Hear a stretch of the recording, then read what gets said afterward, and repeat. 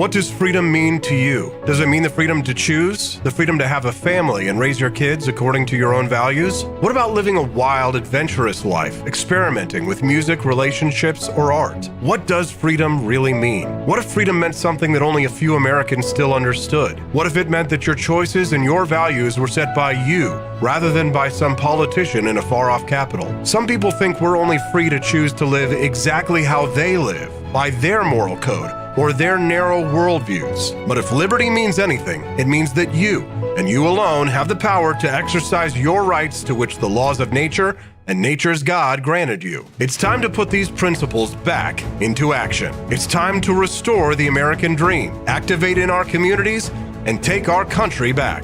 It's time to wake up, America.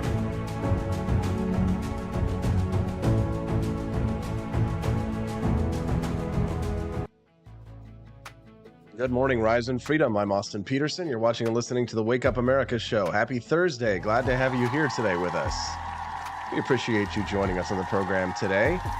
Nice to see your smiling face. No, not your smiling face. I can't see your smiling face, but I can see her smiling face. It's Camellia Petersen in studio. Hey, nice to see you. Thanks so much for coming on, Camellia. Good to see you here. Sure. And to what do we owe the pleasure of your in-studio appearance today? Oh, I had to come, do politics. Do some politics. Is that how you dress when you do politics? No, so I did all my dressing up yesterday. Most of my stuff at the Capitol was yesterday, and so this morning I have nothing to go to right off. So I'm in my casual chuggy attire. Chuggy. Oh my God! Please don't use. No, God!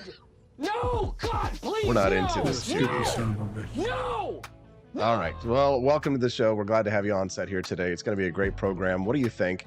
Send us a text today at 573-319-1586. That's 573-319-1586. We've got a great program for you today. At the top of the show, we're going to talk about Nikki Haley here in just a few minutes. I know a lot of you are really excited about the possibility of Nikki Haley being president of the United States, right?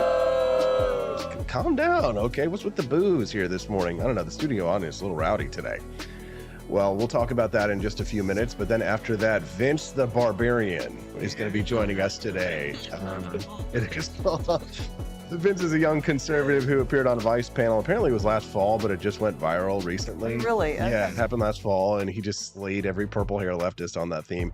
It was a panel of all Asians, and I think there was just, he may have been the only conservative. There was another guy there too, but Vince was kind of the star of the show. He says that perhaps, it would be good if, minorities didn't commit crimes. And they're like, which is kind of weird because you think they would be like, yeah, it would be good if anybody didn't commit crimes, right? But it's almost kind of like, well, what are you trying to say that it's okay for minorities to commit crimes? I'm not sure. We're going to talk about that today. You can text us in today. We want to hear from you, your thoughts on Vince Dow. He'll be joining us not in studio, I'm sorry, but on camera today at 7:30 a.m. Central Time, and we'll play some of those clips here in the next segment in just a few minutes.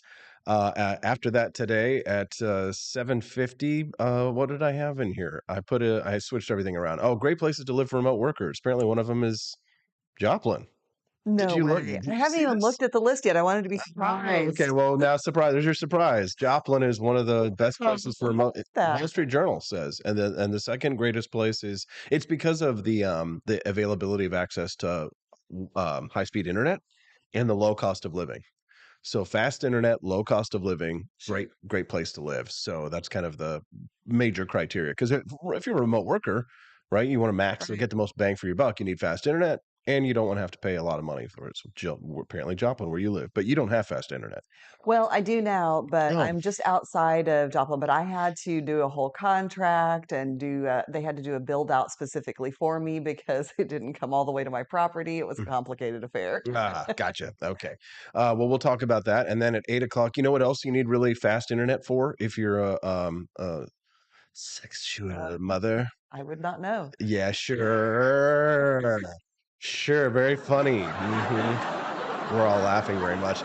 A mom decided to quit OnlyFans. She was on it for a little while. She was making $4,000 a month, and she decided that lifestyle was no longer for her. So, have you ever thought about getting on OnlyFans, Camellia? No. Why not?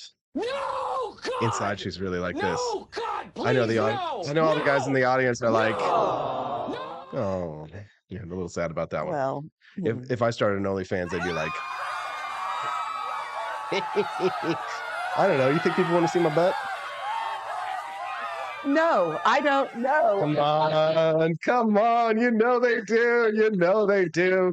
So if somebody sends me $100 super chat today, I might moon the audience. We'll see. Oh my God.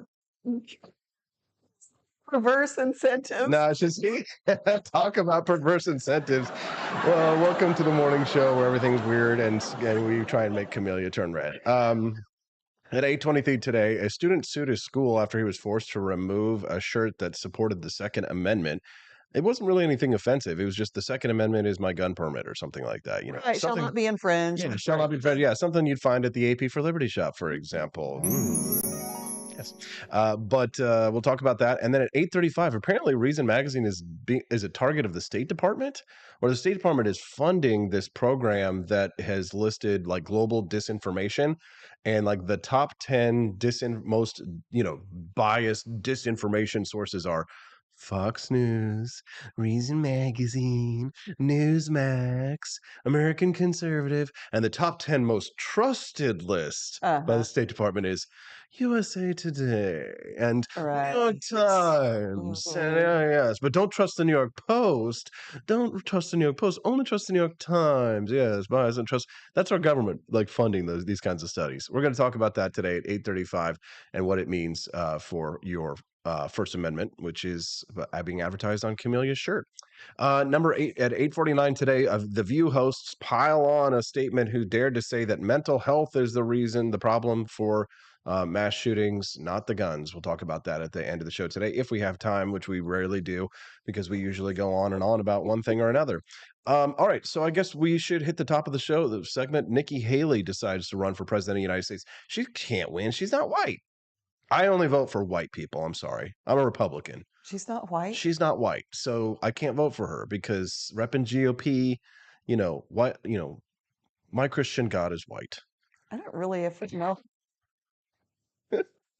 I'm just kidding. All right. It's just a joke for the love of God. What do you mean? I never really thought about it. Okay. Well, Nikki Haley. So apparently she's former South Carolina governor. Yeah. Former U.S. ambassador to the United Nations, Yep. which means she's part of the UNESCO conspiracy, right? Yeah. Right. But a lot of people are saying that it's a long shot, which I kind of think it is too, as well. But it's I've heard that running for president is good for your career. How's that working out for you? I guess not so good, actually. Actually, it kind of hurts you because if you don't win, if you're somebody in my position, then basically it's kind of like, what do you put on your resume if you're ever trying to get? I can never get a normal job again. It's kind of like what are you gonna do? What's this gap on your resume? What did you say? Oh, like you ran for what? President of what? Like the Sierra Club or like president of the Lions Club in Jefferson City? President of the United States. President of the United States. What? Get out, you freaking weirdo. We're not going to pay you to flip burgers here. I mean, don't all former candidates and politicians go to work in media or lobbying, one or the other? Yeah. But most politicians fail up, not me. So I'm out of that thing. But Nikki Haley, I'm sure, will fail up. Maybe she'll get a nice job in like some presidential campaign. Didn't she work for Donald Trump for some period of time? I don't think she was. Well, he's the one that pointed her to the UN. Was he? Okay, I wasn't sure about that one. I guess he's taking swipes at Nikki Haley because he's running for swipes at everybody. Yeah, Trump is feeling a little bit just I guess insecure today. Yeah. I mean, normally he lashes out whenever he feels insecure, but I think that he feels like everybody kind of owes him. And I think at the same time he can kind of read the writing on the wall. Really? I don't know. We'll see. But I think if Republicans want to lose in 24, they will make Trump their nominee. Really? You think so? Why? Yes. Explain yourself. Because there is no more surefire way to motivate the left to get out to the polls than for Probably. Donald Trump to be on Yeah, the yeah. ballot. He really he's a really good he's good at getting people out Yeah. to vote. And we will, and it will not only be, I mean, you not only risk losing the presidency, but you will lose state seats too. We will lose seats here in Missouri Really? if that happens. Absolutely. They love him here in Missouri. He beat Hillary Clinton by 10 points I here. know, but we have some areas that are just barely red, and they're just close enough that that would do it. CJ, you're going to make the Trumpers big mad, Sorry. as Chris Morrill says. You know, I know you're part of that conspiracy against him. We're going to be talking about all the presidential candidates. I think we should give them all of them a fair shot, and that includes Donald Trump. I think you make good points, and there are good criticism against him. But the fact is that the guy does have a record. And did you hear me talking to Rich Lowry from the National Review the other day about the Yeah. whole like politics of playing nice and antics of Marjorie Taylor Greene? I guess I understand why some of these conservatives have such high standards, but I really think that in many ways they're such hypocrites, because at the end of the day, all of anybody really cares about is a winner, right? I don't know if you've ever seen that movie Patton, but in his speech in the very beginning, he talks about America loves a winner and will not stand a loser. And there's nothing worse than a loser in America. You saw the winners yesterday out for the Chiefs Right. rally and stuff like that. Yeah. There would have been no rally if the Chiefs had lost the Super Bowl, okay? But when people win, they show up en masse. That's what people care about. So at the end of the day, if Donald Trump wins the Republican nomination, I see Republicans getting behind him, them doing, what it takes to win and to beat the Democrats, because God bless him, he's better than Joe Biden.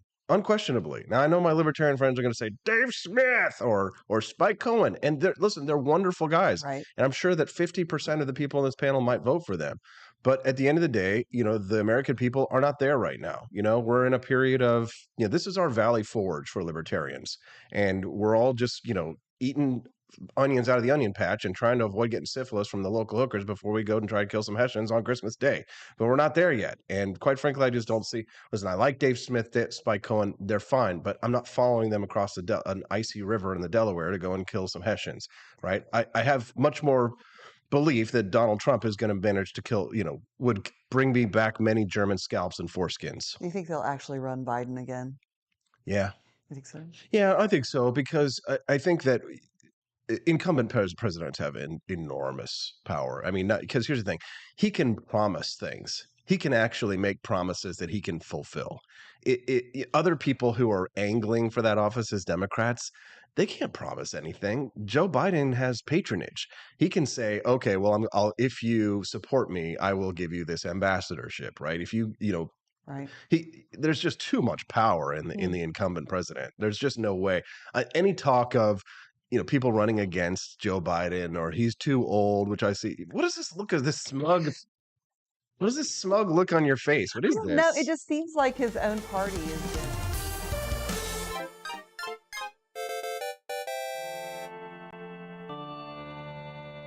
at him already. I accidentally hit the commercial button. Okay, we're back. Sorry about that, guys. My bad. So make your point again. Why you think Joe Biden won't be the nominee? It seems like his own party is already coming out against him in some subtle ways. All the classified document and stuff that's been going. They're trying, but it doesn't matter. The power of the presidency, it's too much. He can promise everything. He can promise positions. He can give them things. He has power to do that. They have nothing. Quest Fanning gave us a super chat today. Thank you, Quest. Appreciate that. He says Nikki Haley is a Trump ally and is entering just to fragment the Republican field for him. Ooh, I like this conspiracy theory. This is good. This is good. I like this. Makes me feel good today. All right, we're going to go to commercial break really quick. When we get back, we're going to talk about Vince Dow, the Barbarian. We're going to play some of his clips, and then he's going to join us today at 7:30 a.m. This young conservative making waves for slaying leftists in the field of battle. It's good stuff. Be back with more on the Wake Up America show at wakeupamericashow.com.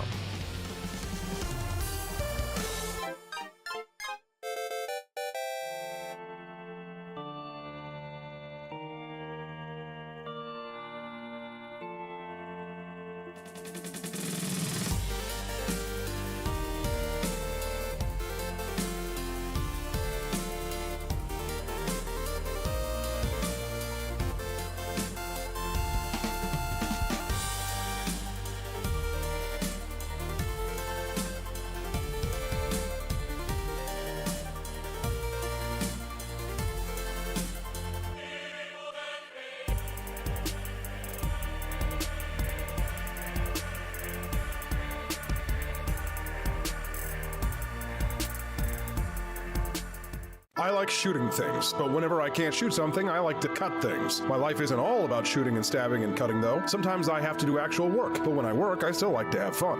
And there's nothing less fun than trying to cut with a crappy knife. Thankfully, from the ancient sect of Christian knights, who also loved cutting and stabbing, comes a new implement that has received my personal blessing, the Templar knife. Like the ancient sword of Excalibur, you don't choose a Templar knife, it chooses you. You just decide what kind you want on the website first, however, and then order it online, and then it chooses you. The Templar knife comes in a variety of shapes. As a man of culture and taste, I have decided I will never use a terrible knife again. And thanks to the inspiration provided by this excellent product, I have decided to launch a new crusade against anyone using less than superior knives. Join me, brothers and sisters, by visiting uppercuttactical.com/pages/Templar-knives. That's a lot of slashes. For that, you'll need a Templar knife. For 10% off, use code AP for Liberty and join me in a quest for glory, for liberty, for Christendom, for the Templar knife. Get yours today. Fire.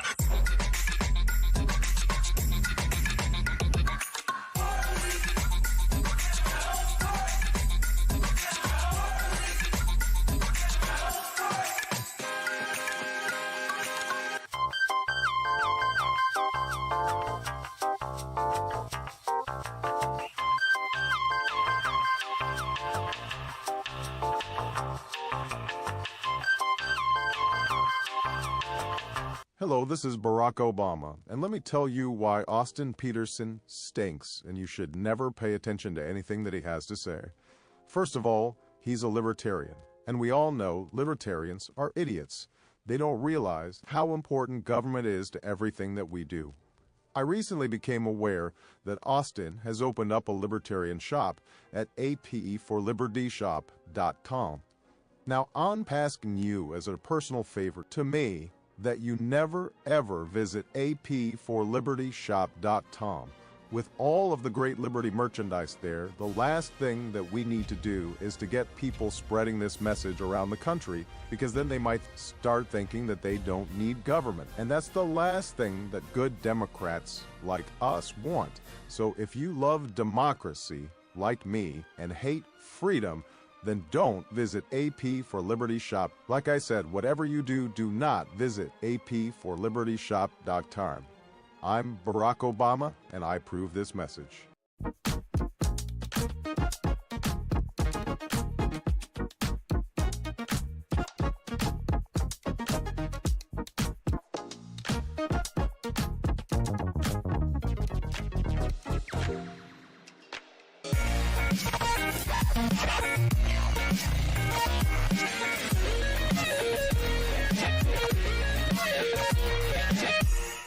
When I was in foster care, I never knew when I would have to move, so I always had my suitcase ready to go. Then one day, I was adopted. My new parents opened their hearts and home to me. My parents cook my favorite breakfast for me every morning. My parents take me on trips I never thought I would go on.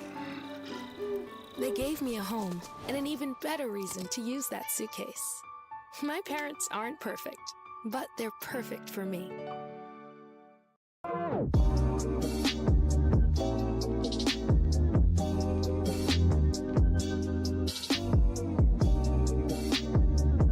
I would remind you that extremism in the defense of liberty is no vice. It is better to settle these matters in the courts than on the streets, and new laws are needed at every level. But law alone cannot make men see right.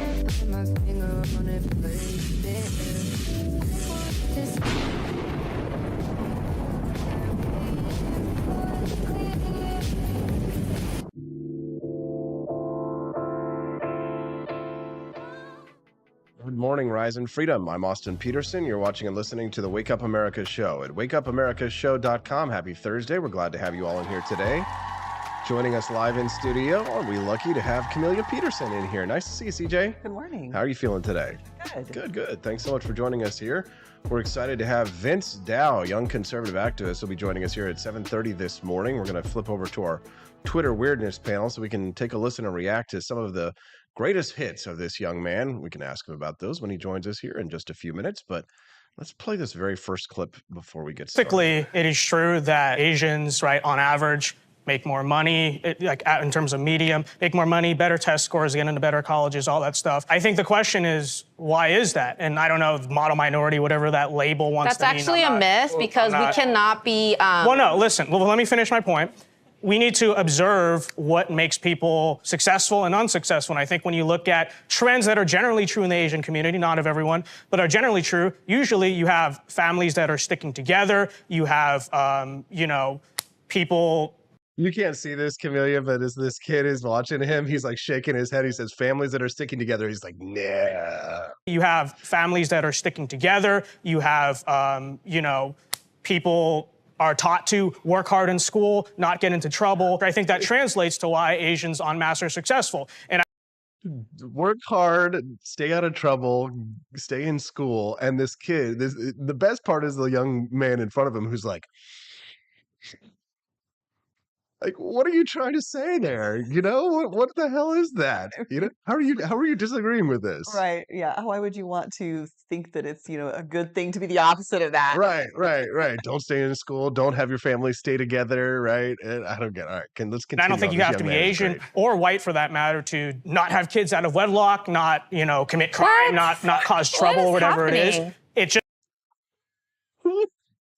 Wait, is that the purple-haired chick? Yeah.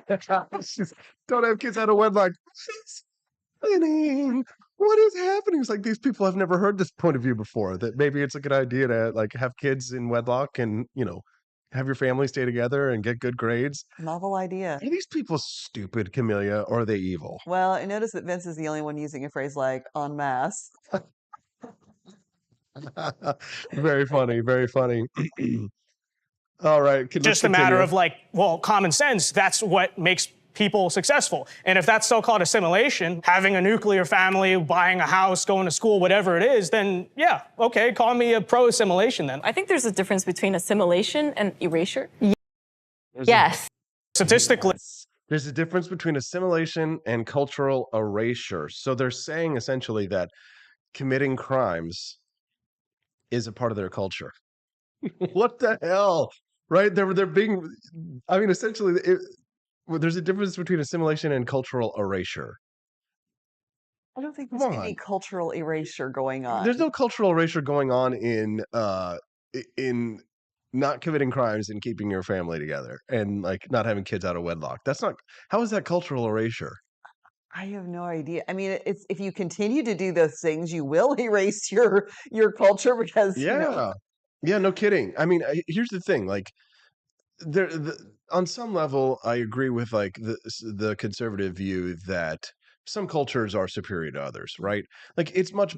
I think we're better off with the fact that the Aztecs are no longer committing human sacrifices on the pyramids in Teotihuacan. Yes. You know what I mean? In Zacalotl and Mahahuacalotl, right? We're glad, right? Things are a little bit better than they were back in the days when they thought, doing a rain dance, and sacrificing a virgin here in Native America was the way to ensure that the crops were not flooded. So some cultures are superior. Arguably, I think that progress has brought us to a point where things are better off.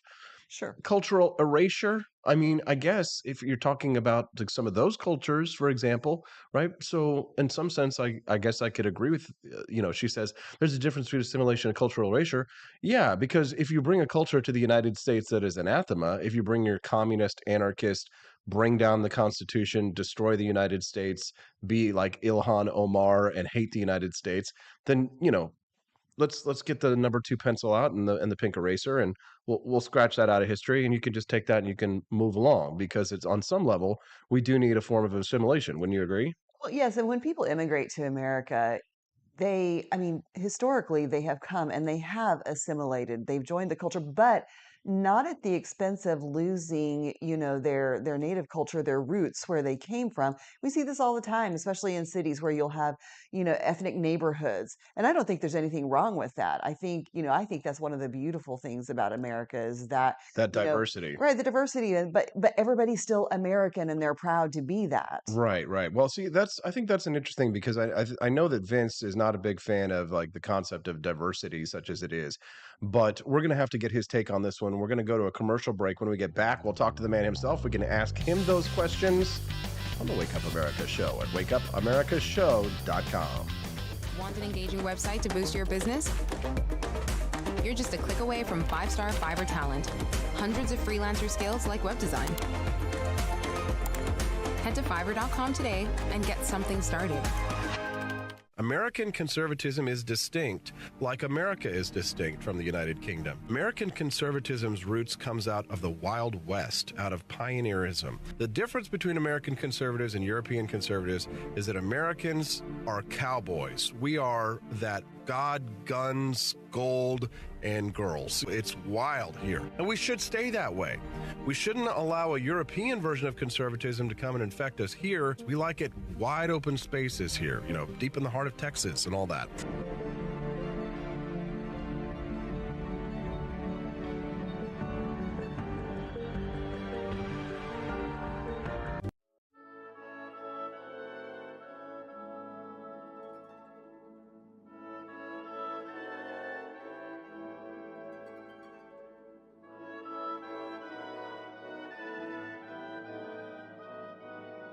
Hey there, it's your favorite Vice President Joe Biden. I wanted to talk to you today about the Wake Up America show, the best source for all your political news and commentary.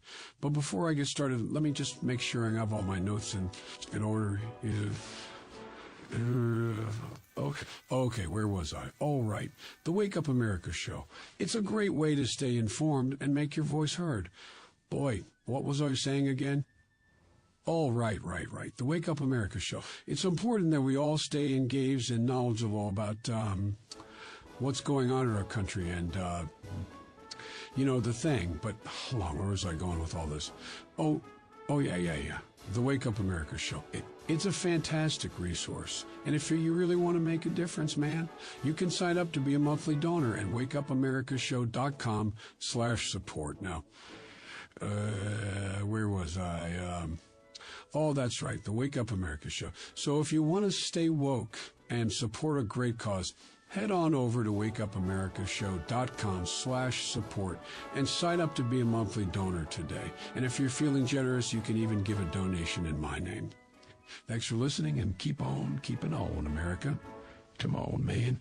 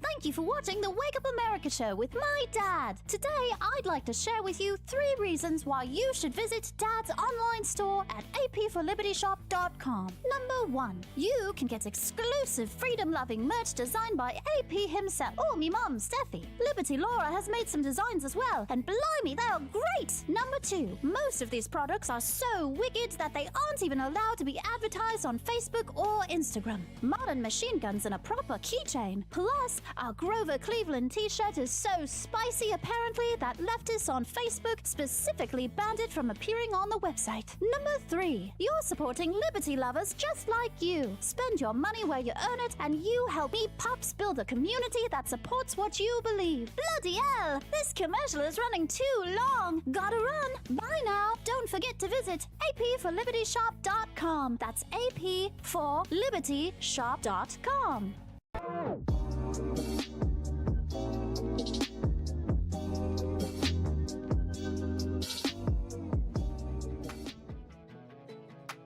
Good morning, Rise and Freedom. I'm Austin Petersen. You're watching and listening to the Wake Up America show at wakeupamericashow.com. I'm still joined in studio by my lovely friend, Camellia Petersen. Hi, CJ.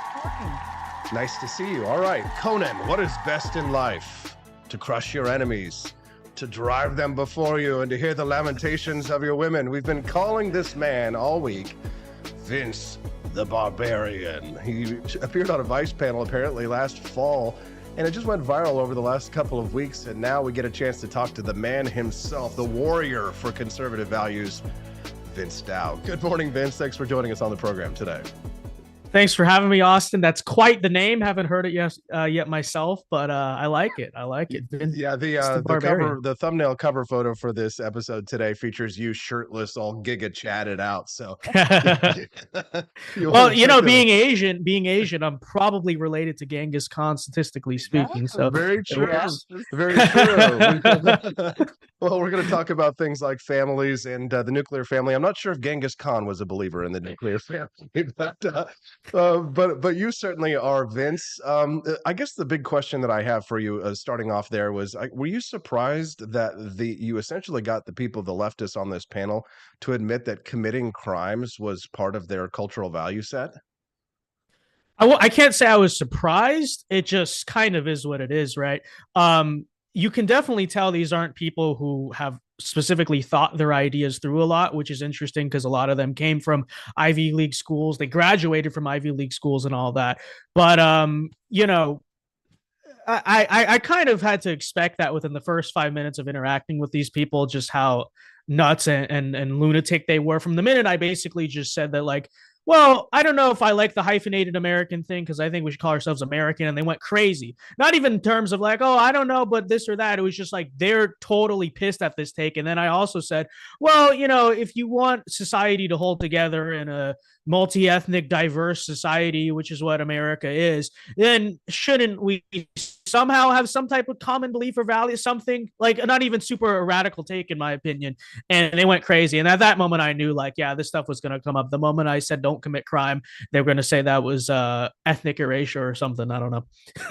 No kidding. That's interesting. If you have a question for Vince while he's on the panel with us today, you can send us a text at 573-319-1586. That's 573-319-1586. We'd love to hear from our listeners. You can also send them in the form of a super chat over on YouTube, and make sure you click like on that stream to help us get the message out to more people.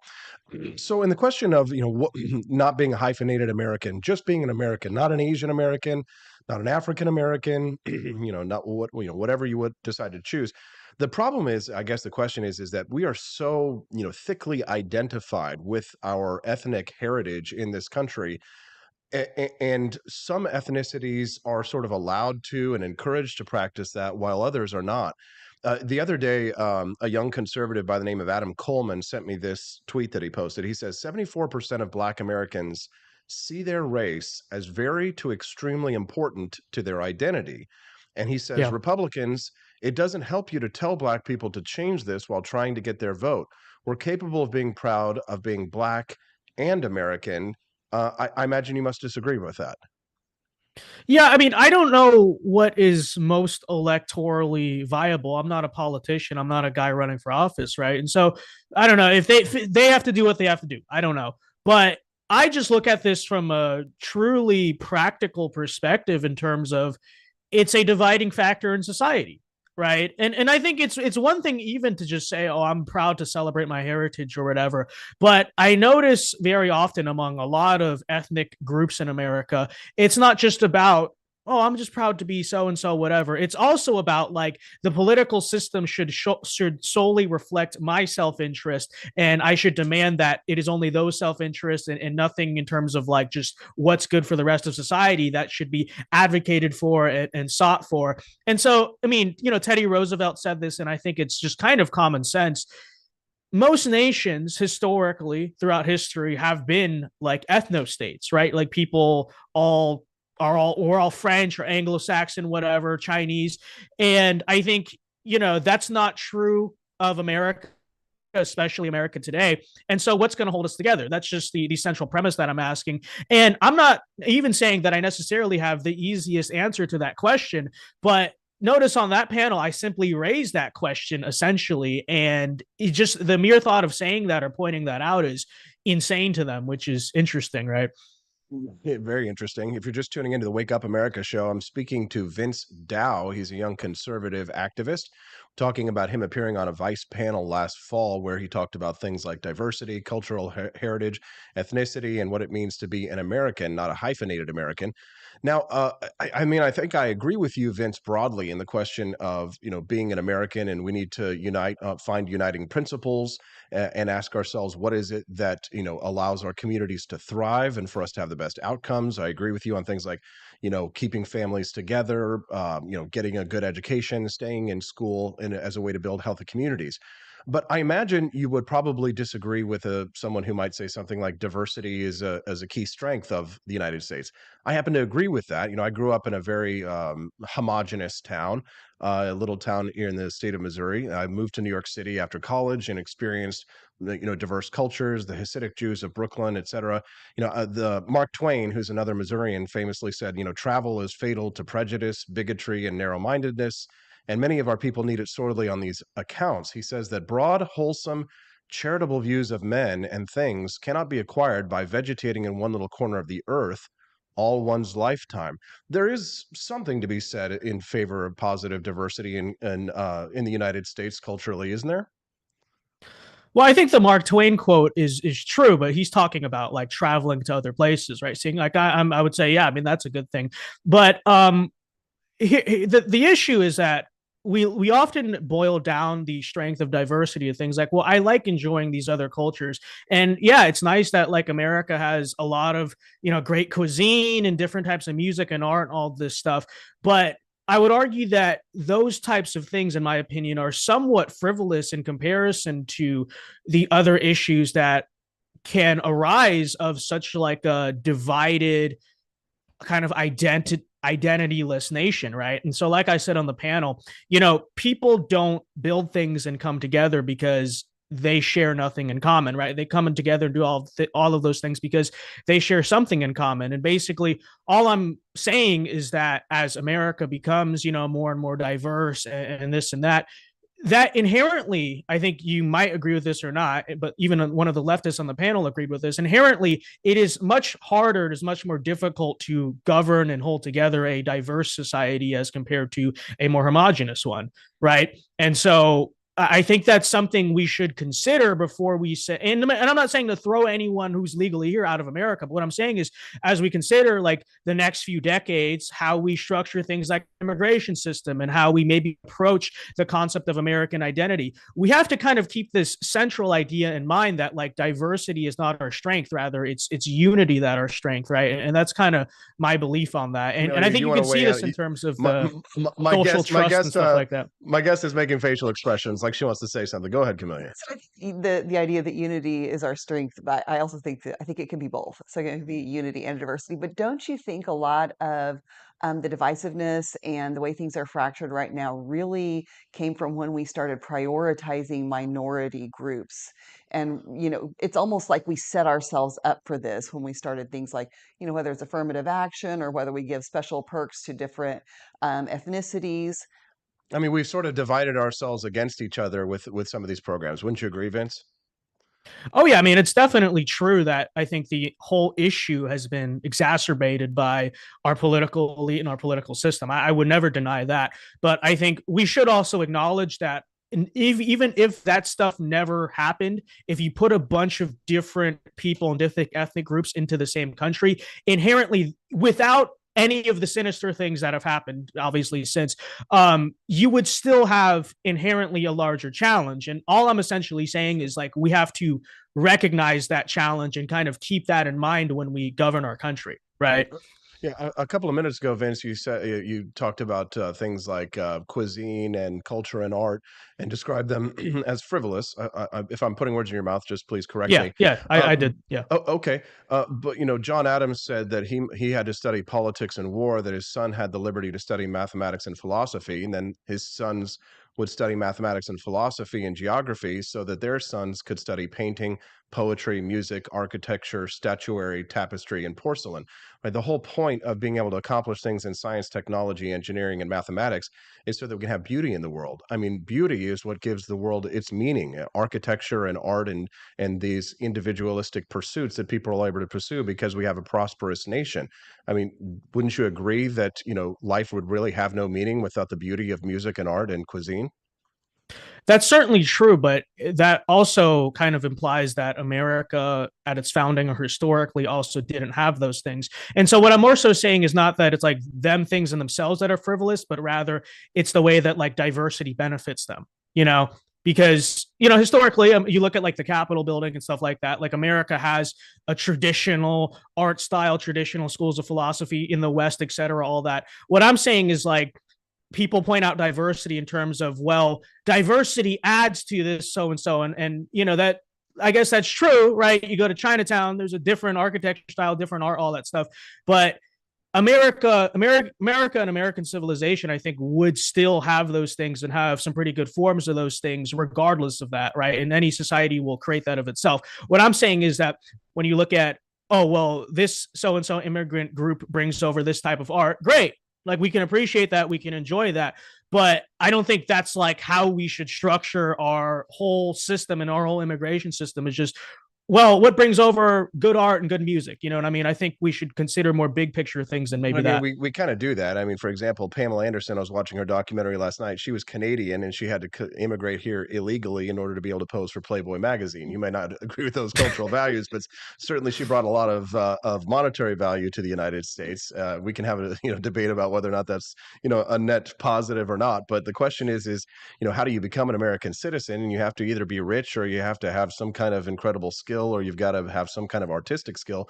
Most of the people, a lot of people in Hollywood, Jim Carrey's Canadian, a lot of our actors in Hollywood are foreign, for example. But in regards to a conformist society, consider the art that's created, Soviet art compared to American art. I think that the reason the United States won the Cold War in large part was because of the yearning for those conformist, collectivist, homogenous societies, for the art styles and for the Levi's jeans and for the atomistic, individualistic, anti-collectivistic, capitalistic society that was creating the forms of art that the more conformist societies wished for, right? So in many ways, artistic and individualistic diversity of the United States was what helped cause the fall of the Soviet Union. That, and because communism itself, of course, doesn't work. But I mean, if you have an overly collectivistic society, an overly homogenistic society, it becomes dull, it becomes lifeless, it becomes meaningless. And I don't think that you would argue that brutalist art, Soviet art, or if you look at Washington, D.C., you'll see the influence of brutalist architecture and our terrible, disgusting bureaucratic government. I mean, those are conformist, collectivist institutions. But it's the beautiful individualist institutions of the United States that really create the true beauty in art, isn't it? I agree with that, but I think that's largely because Russia, yes, embraced Marxism, embraced communism. If you look at Russia before, the Bolshevik Revolution, the Kremlin and stuff are beautiful structures. I think like the old Russian crown did a lot of beautiful stuff, and I think look at Paris, France, Rome, Italy, Washington, D.C., right?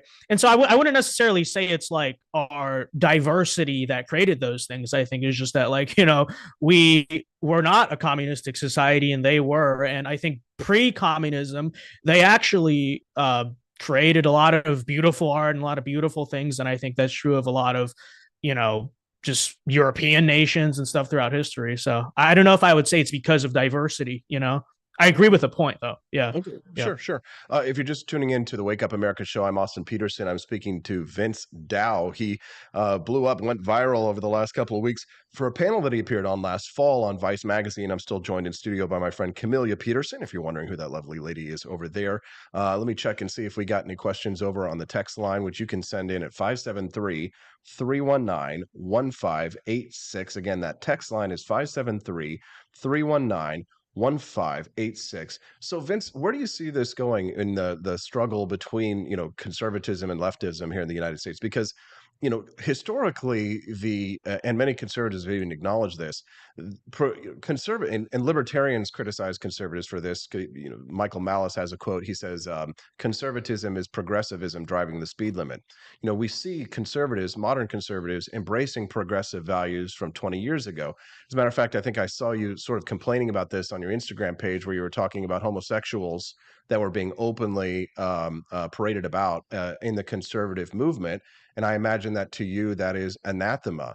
So, I mean, how do you see the conservative movement able to effectively wage war against the left when many of your social conservative values that you espouse aren't shared by, maybe at least definitely the establishment conservatives? Like, I know Charlie Kirk, for example, wouldn't agree with you on that.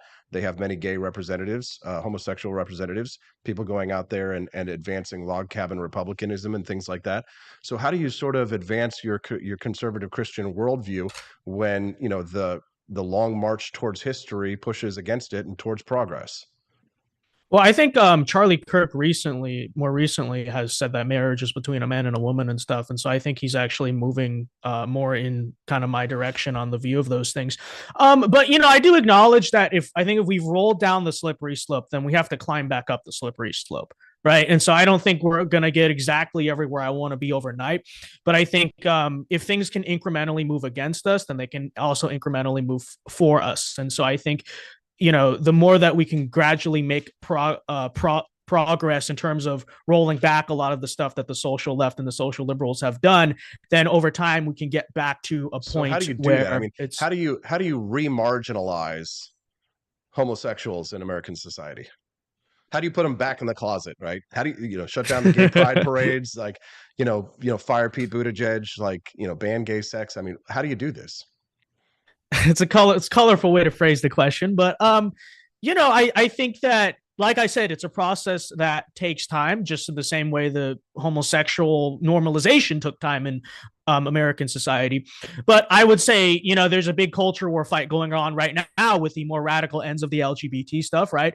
And so what I'm essentially saying is conservatives should try to first hold ground before they take ground, right? So first, at least try to hold the line here. And the issue I see, and the reason I kind of point out over time that, like, well, here's what conservatives have given up is, like, 10 or so years ago, being anti-gay marriage was the mainstream position of the Republican Party. And now it's like, if you are anti-gay marriage, a lot of Republicans look at you like you're crazy.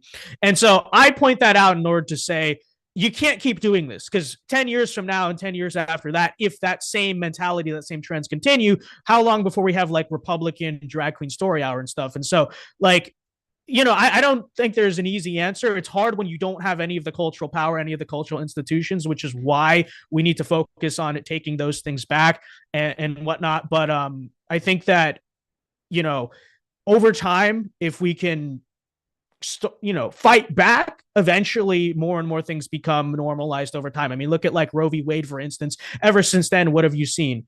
More aggressive abortion policies by the right. I would argue, you might disagree, I would argue the Overton window has shifted right on the abortion issue in America simply because of the result of that I would agree. court ruling. And yeah, okay. So I think, it's a gradual process. And I will say, I think there's a lot of conservatives who are not patient enough to recognize that. And so they kind of have this hyper fixation. Everything bad that you see, it's like, we have to go all at it at once. And it's like, well, if this is like culture war, then you got to treat it like war, right? You have to take ground back incrementally. You don't go for the enemy's capital when you can't reach the enemy's capital yet. So, well, actually, I think Genghis Khan did do that when he had to cross the desert and fake them out. So there are ways using deception. Well, he was just Genghis Khan. Yeah. Well, okay. Well, we can use deception too. Yeah, for sure. Hey, Vince, you make a lot of really great and convincing arguments. I consider myself a pro-life libertarian. While I'm very socially liberal, I do believe in the intrinsic value of human life. And I also agree with your concept and arguments of assimilation, while still believing that there can be a balance between like the concept of diversity and individualism, where you find these extremes between them of a collectivistic society like the Soviet Union, which we don't want to emulate in many ways. But I guess you do make some very strong points, and I'll have to reconsider some of my things that you said today, because I think I certainly hadn't heard them argued in such a way. But I appreciate your points of view, Vince. You are certainly a warrior for your cause, and we salute you. Thank you very much for your time today. We appreciate you. Yeah, thank you for having me. Thank you very much. That's Vince Dow. You can follow him at Vince Dow Media over on Twitter. We follow him over there. And of course, if you like what you see today, make sure that you send us a text or a super chat. We appreciate you very much. What do you think of that, Camelia? I think it's good. I think that one of the things when he was talking at the end that I thought about was that's part of what it's part of what makes the American experiment an experiment. Is it's not just that it's the experiment of democracy or representative republic. It is the diversity itself is the experiment and that individualistic spirit, and there's going to always be that tension in that push and pull. And I think that's the real challenge, is that we have a tendency to go all the way to one side or the other. And I think the risk in some of what he's talking about is swinging that pendulum back the other way, because we don't necessarily want to go back all the way the other way. It's funny because it's like when we hear arguments like these, and then we hear arguments from the left, you'll almost want to feel like you're a centrist in a way, right? But we're not. We're sort of like I'm going to say extremist, and I don't give a shit what Elizabeth Fanning Press tells me. I'm going to say extremist because I know it's extremist and I know it's going to drive you nuts. But I'm an extremist centrist, but not a centrist like an extremist liberal in the sense like extreme laissez-faire, extreme liberalism, not socialism, not like and I don't think that global homo agenda is really the end of the world, because here we are, we find ourselves, if you believe in globalization, right, you're a globalist, right? And if you're not turned off by homosexuals getting married and having sex, then you're a homo, right? So you're for the global homo agenda, right, which is against what Vince Dow is saying. He wasn't making a very convincing argument at the very end about like turning the ship around or climbing up a slope. It's a very slippery slope. The whole, did you like the way that I phrased the question? How do we remarginalize the homosexuals? Bring them back in the club. And to be fair, to his credit, he caught that. He was like, well, that's a colorful way to put it. Yeah, it's never going to happen. It's not going to happen, right? It's Pandora's box. Things are open and you're going to have to deal with it, right? Now, there is a blunting effect that occurs as you are continuing forward. I mean, it's, the conservative view is to stand with your feet athwart history shouting, stop. Right, don't go, and to slow down perhaps certain progress, but progress will be made. Progress must be made. Capitalism itself as a disruptive process will disrupt our way of life, right? It's happening every day in multiple ways. There's a revolution occurring. They said it every 10 years, but now that the digital revolution is here, I sort of feel like we're having a revolution, at least technologically and capitalistically, almost every 6 months. It feels like things are changing, and right. Yeah, it's fast, very fast. I was trying to talk to Jeremy Cady yesterday off camera about the AI revolution that's going on right now. He's like, I should look into that, and I'm like, man, you're already behind. It's like 6 weeks ago you should have been getting on top of all this kind of stuff. I mean, there's so much going on that I feel like the conservative view is always to kind of be looking backwards. Right. That's why when we say, the whole view of make America great again is to look towards some idealized past that never existed. Well, I was recently told that really all I want to do is tear down institutions. Right. The thing is, that's not entirely untrue. I think that institutions are a good thing, but if we have institutions that are not working or they're not good, we haven't kept every single thing that's been the standard, because sometimes those are not good things. Sometimes they're not good for us. Like I said earlier, when we were talking about the Aztecs, right? It was a good thing that we had cultural erasure and they're no longer ripping out people's hearts and sacrificing virgins on the pyramids. And, the Mayans are no longer cutting, their penises on tips and demons splitting out of them and things like that. Okay, not kidding. That was actually on a Mayan or an Aztec temple wall thing that I saw when I went to the British Museum of London. There was a guy who was like splitting open the tip of his penis and a demon was coming out of it. And I was kind of like, as cool as that is, as much as I appreciate that cultural diversity, I think we can leave that behind. Although we still do continue that penis splitting tradition. It's just, we call it circumcision. Oh, where's my rim shot? For God's sakes, Austin. I know I've got one over here somewhere. Wait, there it is. Wait. There you go. There it is. There we go. All right. So I'm just going to go to a commercial break because I'm lost and I don't know where we are and I need to get back on track. So I just got to figure out We got to get the global homo agenda somehow. All right, so let me go to a commercial break, and when I get back, I will know what the hell is going on the Wake Up America Show at wakeupAmericaShow.com. Donald Trump and I approve this message. Believe me, Austin Petersen is the best. He's got the greatest Wake Up America show I've ever seen. Whenever I tune in the mornings and watch the live stream, let me tell you, he has got the absolute best content. I love his guests. It's just a total blast to watch, and I highly endorse and recommend the Wake Up America show. It's terrific, believe me.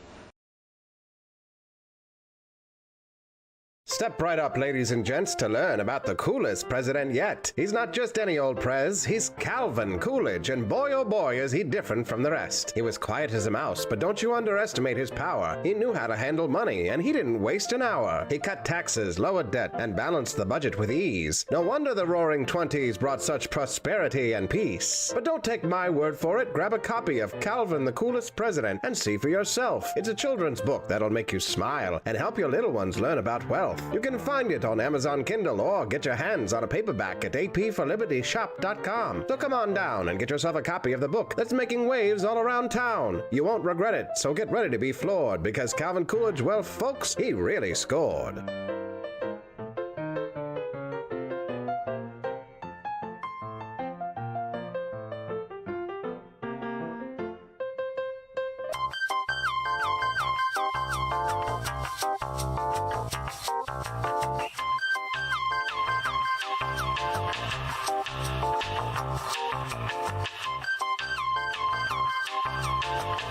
I'm a public defender. I am a public defender. I'm proud to be a public defender. 80% of Americans accused of a crime will get appointed a public defender. Everybody from a speeding ticket to capital murder. For every dollar we spend on public defenders, we spend $3 on prosecutors. Public defenders have to do pretty much everything on their own. Social workers, counselors. Investigating is another piece of it. The average public defender holds 300 cases annually. You never feel like there's enough time. Public defenders have health issues all the time. A lot of people give up and say, I can't do this work anymore. Gideon's Promise trains, mentors, and supports public defenders.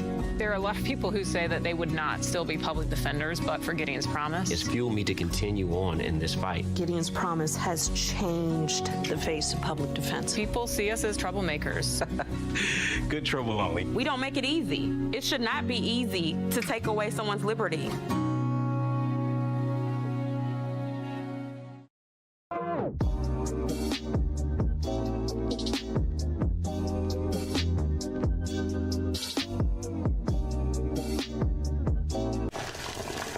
Ever hear the one about the frog?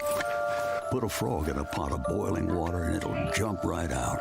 Here's my resume again. But put a frog in a pot of cool water and slowly heat it up, and that frog will boil. It's a lie. But as a metaphor for us and all that we go through as veterans, you have any real-world experience. It's a story that rings true. We make excuses for how we feel. We push everything down. We tell ourselves the lie that it's easier to stay in that boiling water, to disconnect. And some days, maybe it is. But you've never been interested in easy. Make no mistake, reaching out is hard. Do it anyway. You're not alone. You've got this.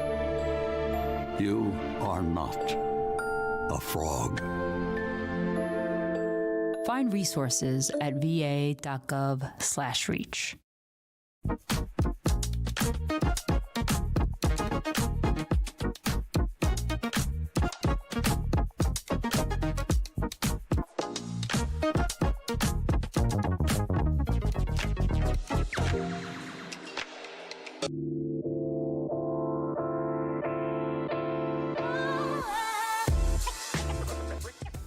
Good morning, Rise and Freedom. I'm Austin Petersen. You're watching and listening to the Wake Up America show at wakeupAmericaShow.com. Boy, that was a great interview with Vince. Wasn't that fun? That was good. I love these kinds of discussions because, when you talk to young conservatives like that, they're not like young liberals. They're not brainless, right? He's got a brain in his head. And to be that young and to know that much about history and culture and art and politics, I wish I was that smart at that age. Me too. Yeah, me too, honestly.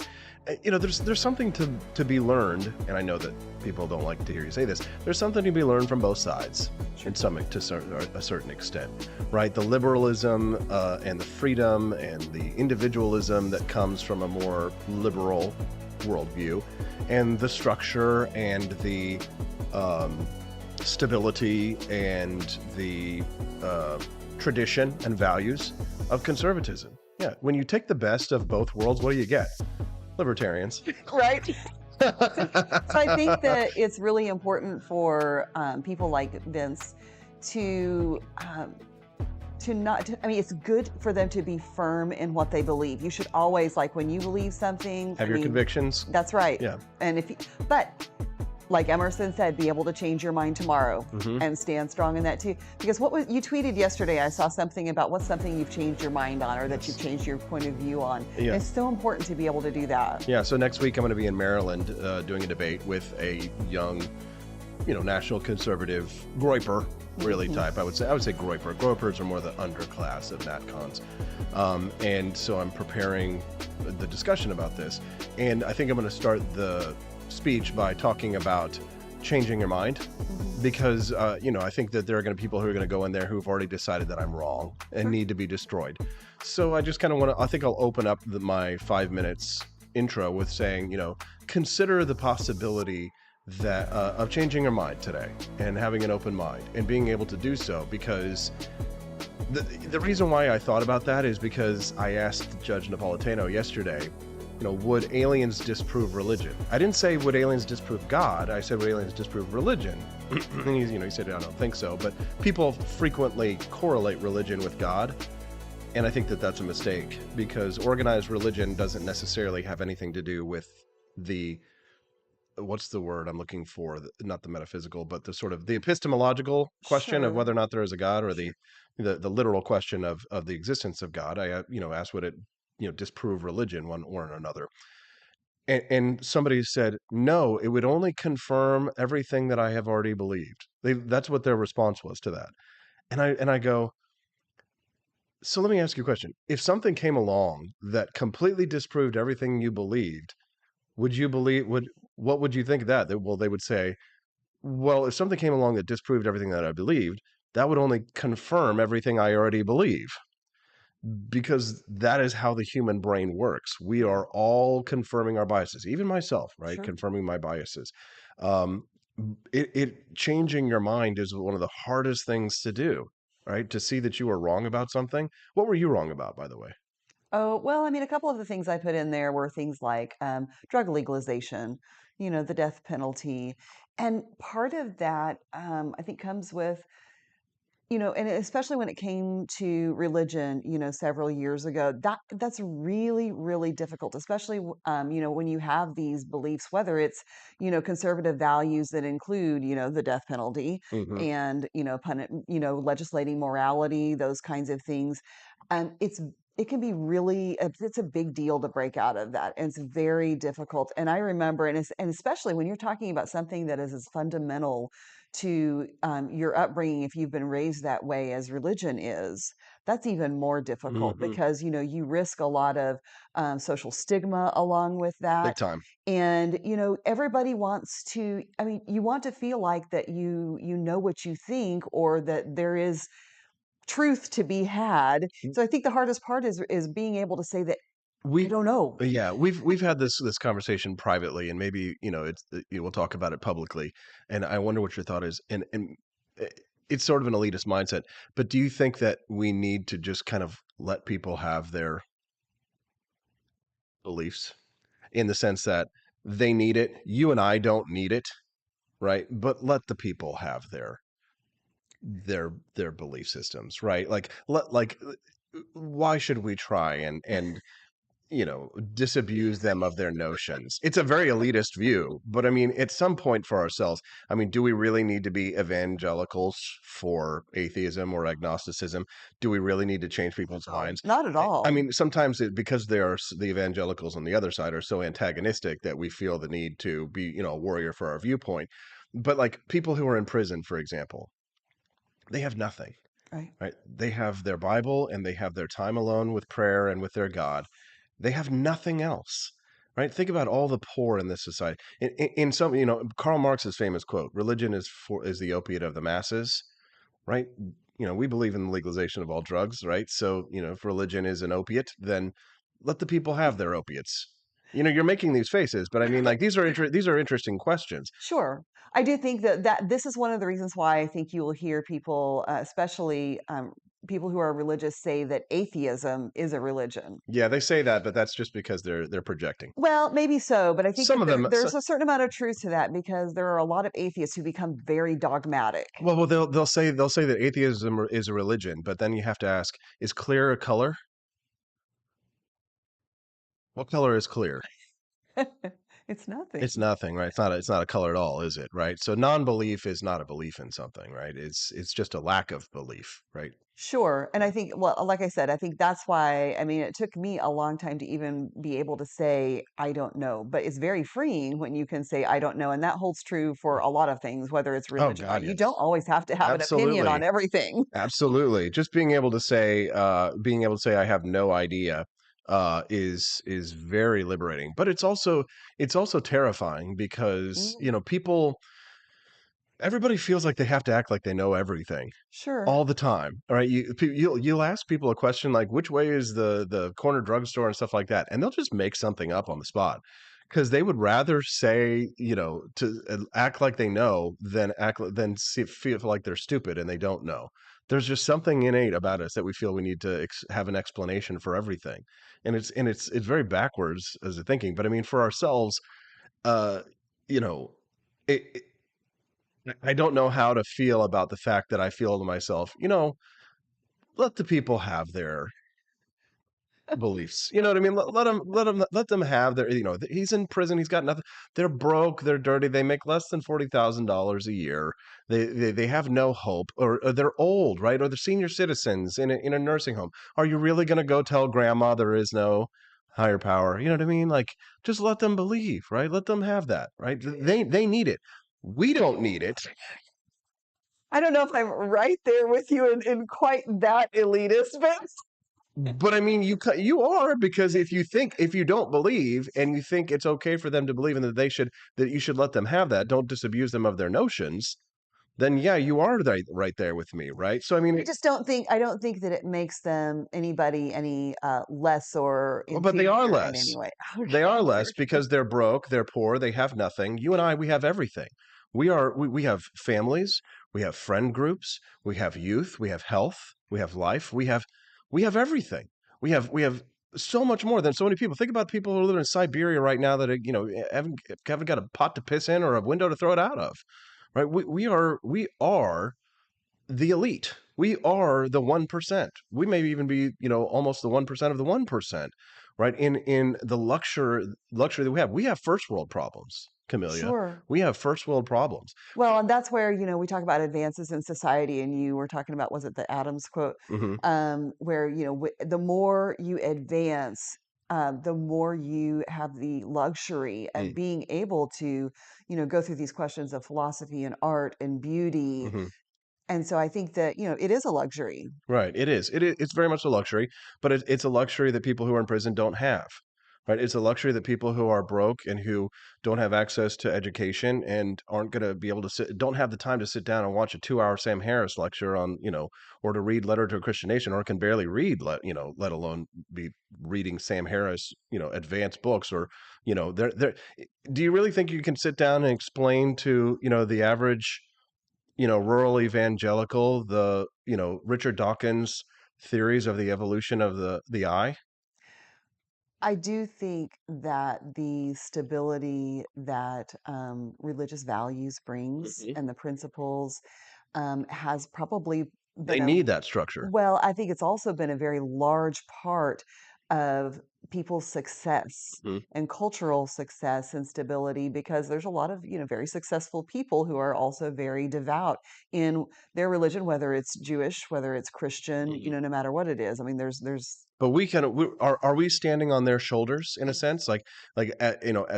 Christianity and Western civilization have built up this society, have given us to the point where, you and I no longer need the scaffolds that were built by those who were believed in a creator God before us.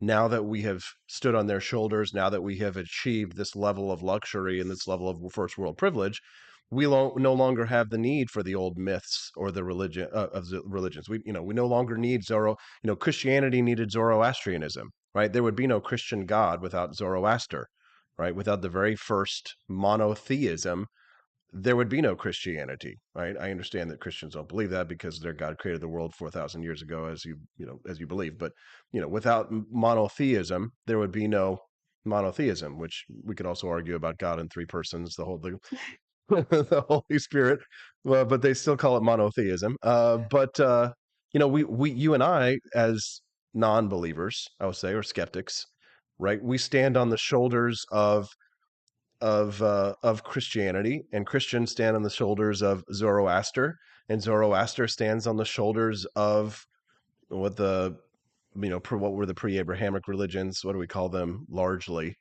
Like the Grecian myths, right? Zeus, Jehovah is, Zeus, right? Thor and the, the polytheism, right? Theism itself, right? It is theism itself. So monotheism stands on the shoulders of polytheism. Polytheism stands on the shoulders of theism. Theism stands on the shoulders of light and sky, right? Great creator God, right? The explanations for the universe. So, I mean, we can give gratitude for it while also saying that perhaps, do we need these scaffolds anymore, right? Can we stand on our own 2 feet, or do we still need these crutches? maybe, I mean, it's part of that is the human condition. I Mhm. mean, I think that advances in science and technology have somewhat led to this as well, just because in a lot of ways, religious beliefs have been a response to explaining the unexplainable Mhm. and the things that you don't know. There's still so much that we don't know, and there's no way to explain that. I mean, there are many things that I can look out, just in nature itself, and I don't have an explanation for, some of those things and the perfectness and the intricacies, and they're just, But the difference between you and the person who says, this is why, is that you're okay with not knowing. I right. think that's the real difference, is being okay Sure. with not knowing. Hikaru asks, stand on their shoulders or stomping on their faces? Well, don't bite at my ankles and I won't stomp in your face. You won't get kicked in the teeth. But it's, I am at least acknowledging that we are standing on the shoulders of those who came before us, right? But as we are advancing, I mean, the plain reality is we're not becoming a more religious society. We're becoming a less religious society. And the question is how do we build a structure? Because people always used religion was always kind of your ready-made playset for morality, right? It was sort of like it was the coloring book for morality, right? The structures were there, and every person used the coloring book to fill it in for their set of morals or values or principles, right? Christians had their own coloring book, Islam has its own coloring book. And so the question is how would people like yourself and myself build society in our image? That's a good question. I mean, I don't know that you can, and I don't know that you can separate any of that. You know what I'm saying? Because it's all intertwined. Mhm. So I'm not sure that you can just separate it and say. But I do think that's the challenge in how we go forward, because we've talked a lot before about how that, there are Christian beliefs, religious beliefs, because there's a lot of Eastern religions too that have a lot of very good fundamental principles that make people better, Mhm. and Shinto. right, those things bring stability, and they bring moral value and structure to our society, and we are better off with those things. So it's hard to say we should just leave that behind. Yeah, no, I agree. I agree. It's like people say America is a Judeo-Christian nation, and I agree because we are Mhm. largely populated by Jews and Christians, and a worldview that is excuse me, a country is formed, around that central worldview, and the Ten Right. And I still love those things. Sure. I still refer to the Bible all of the time. Too. Me too. I quote the Bible quite frequently. In order, don't cast your pearls before swine, for example, would be one of my favorite quotes for sure. If you're just tuning into the Wake Up America show, I'm Austin Petersen. I'm speaking to my friend Camelia Petersen, and we are not related, but our last names are spelled differently. I can see that it's caused quite a stir, this conversation over the live stream. Don't look. It's distressing. We're a minority, and being a minority, you're going to be, your views will be more analyzed perhaps than others. So I will say this because I do think that sometimes people feel like when we talk about these things, that it's a slam against something that's very personal and Of important to course, people. because you're deny. I mean, you're saying I deny. But it's not. I don't ever look at it in a way where I would look at somebody and think that they're less or inferior or think differently of them because they believe something differently than I do. The vast majority of my friends are devout Christians, and I wouldn't have it any other way. I really, Same. and this is probably why one of my biggest pet peeves are charlatan preachers who use their religion to take advantage of people, because people turn to those things when they are in need. They have a need that needs to be filled, and they're looking for comfort and for guidance. And life is hard.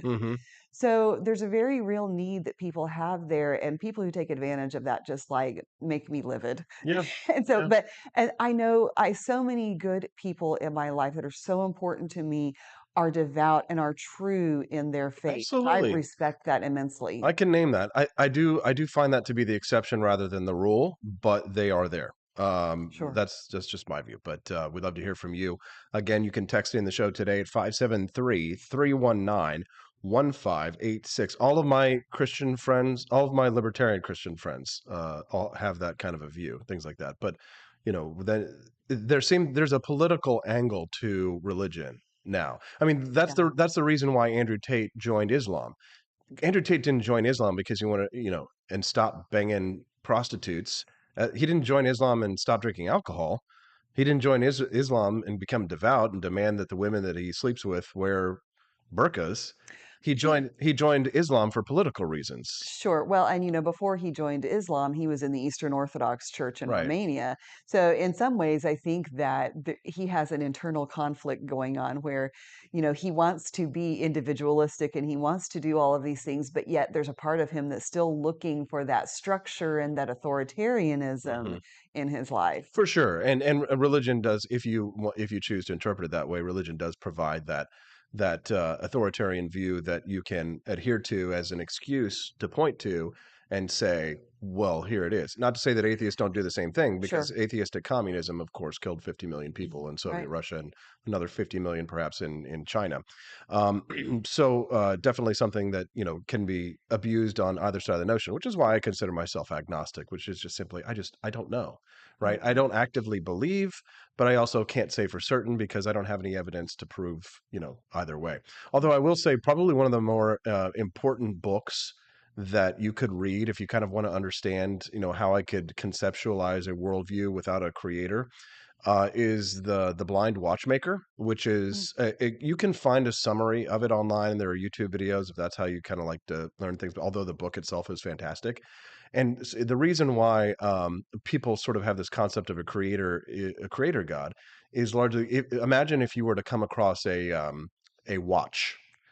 You've heard this before? I have read some of this, yes. So if you were to come across a watch in a field, and everything works perfectly with the watch, if you were to remove any single part of the watch, any part of the moving parts, it would cease to work anymore. Right. So the argument that has been made for centuries is that there must have been a creator God, because any part of the human body, if it no longer existed, except for the foreskin, that would be removed, then it would no longer function, right? So we must have been formed fully whole as humans, rather than to go through evolutionary stages of evolution to get to where we are today, because we wouldn't have been able to, how did the liver form? You know what I mean? Like over a various stage. And the perfect example that Dawkins uses in this book, The Blind Watchmaker, is the human eye. So it's such an intricate, optical lens which allows us to see, it must have been created because it couldn't have existed in lower stages. Well, it has existed in lower stages, and there are very logical explanations for how the eye actually has worked in different stages. There are, planarian worms, for example, that have photosensitive cells, Mm. right? And so what occurred over a number of years is that a flat photosensitive cell, started to curve, right? And those animals that had a curved photosensitive cell, where light, when it comes in, at different angles, such as light does when it starts to bend through a curved, ocular object, light comes in this way, light comes in that way, allowing something that passes over you to show a shadow and giving you a direction in which you could move, right? So the blind watchmaker argument doesn't hold water, because if you were to go back in a series of stages over time, humans could have evolved. It's even the most complex of organs and systems that we have in a series of stages based on this concept of the very early beginnings of the human eye is a perfect example to look at, right? So that, a photosensitive cell which started to curve, and of course, a worm being in the water, that cell filled with water until such a time as a bit of goo on the top of it formed in the shape of a lens, and those animals, of course, continued to breed. And it's a fascinating argument discussion. And there's a video explanation of it where he goes, actually, when he was teaching at Oxford, where he goes through, stages of evolution for different animals and shows, how they built up over time. Because it was a long time in the period where people said there's a missing link, all right? The missing Sure, link, right. but there isn't a missing link. They So found it. So when we advance enough that Lucy. we can, that we can time travel, then we can maybe prove or disprove some of this. Yes, yes. A.L. Wild with a great comment says evolution, the answer to how, not the answer to why. And that there really is for science and philosophy, different views, right? Right? One's political science, one is a hard science, and then what's the other type of science? Social science, Mhm. right? Philosophy versus science. So it's philosophy is not a science. All right, so I think we've really gone on a tangent here. You want to talk about OnlyFans? Mom being on OnlyFans? We haven't even gotten to that. In the world did we get off of that? I don't know. I wonder if the people enjoyed the discussion this morning that we're having right now. It's a little bit, high-minded perhaps, but I think that, these are the kinds of discussions that matter. And frankly, I'm no longer in conservative talk radio, so I don't have to bring the IQ points down 120 points. Well, I did see somebody the other day comment in the chat that they appreciated that you did not have to self-censor so much now. Yes, yes, that is one of the nice things, is that I can talk about the issues that I want to talk about. I don't have to pretend like I like people when I don't, right? I don't, I can just enjoy being myself 100%, and that's the nice thing about the Wake Up America show. It does rub people the wrong way sometimes, and I think sometimes it does hurt my sort of marketability in a larger sense, that I'm not more agreeable, but We're not everybody's cup of tea. exactly, right. Okay, so let's talk about some sexy stuff. All right. I'm a mom who earned $4,000 a month. We're switching topics. I'm a mom who earned $4,000 a month on OnlyFans. Here's why I quit. This She is an said, immoral topic. this is immoral. I'm a mom of two who started an OnlyFans account after my marriage ended for extra income. I was making $4,000 a month. God, would you do it for $4,000 a month, Camellia? No. Well, how much would it cost? No. Come on now. All right. 18,000, 20,000 a month. No. Think about the financial security you could provide for your children, right? You could pay for their entire college degrees. No more worries about health insurance. They can have cars. You can do whatever you want. 150 grand a month. You can't buy me love or mental health. Boo! She says she stopped because she feared her photos being leaked at her kid's school. Insider Magazine says OnlyFans is actually perfect for moms. I felt I was already running a risk by having an OnlyFans page. It didn't matter how much, stop laughing, Nathan, how much it benefited my life financially. People look down on women who do any kind of adult entertainment work. That's true. Do you look down on them, Camellia? I don't. You said you don't look down on Christians, I don't so even think about them. you don't. But you don't look I down. think it's a smart and wise life decision or course in life. No. But is it better? Isn't it better than like being? What if like you have no skills? You're nothing. You have nothing else. You're a stupid, dumb, smoking hot chick, and you've got 3 kids and you've got no job and no other way of earning money. You got to stay home to take care of the kids. You can go into the bedroom by yourself and take some pictures and dirty it up and then provide for your kids.